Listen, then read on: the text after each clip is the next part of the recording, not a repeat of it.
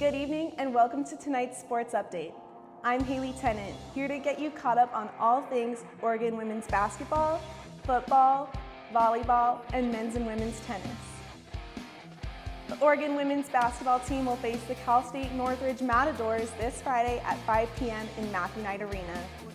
The Oregon women's basketball team played an exhibition game against the Westmont College Warriors earlier this afternoon at Matthew Knight Arena. The Ducks beat the Warriors 71-32. Senior guard Lexi Banjo led the Ducks with 13 points. Sophomore forward Sierra Campuzano had the most rebounds with 6, and sophomore guard Sabrina Ionescu had the most assists with 6. The Oregon football team has a bye this week before they face the University of Arizona Wildcats November 18th at Autzen Stadium. Oregon needs one more game to be bowl game eligible. The Ducks traveled up north to Seattle yesterday to face their rivals, the University of Washington Huskies. The Ducks were hoping to build off of last week's win over Utah, but fell to the Huskies 38-3. The Ducks got a field goal on their first possession, but were shut out the rest of the game.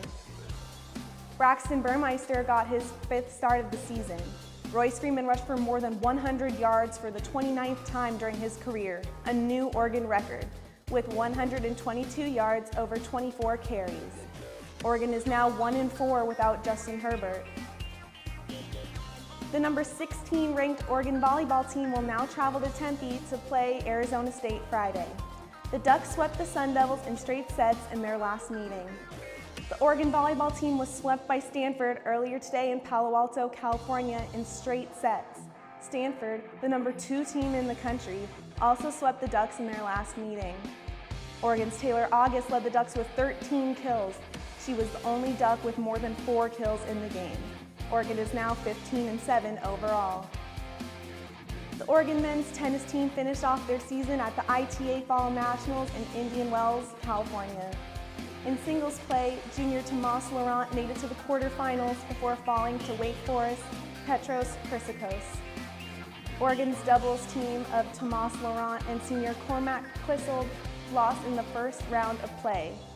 In consolation play, they lost to Florida's Oliver Crawford and Chase Perez Blanco in the finals earlier this morning. The Oregon women's tennis team traveled to the Jack Kramer Invitational in Rolling Hills, California this past weekend to close out their fall season.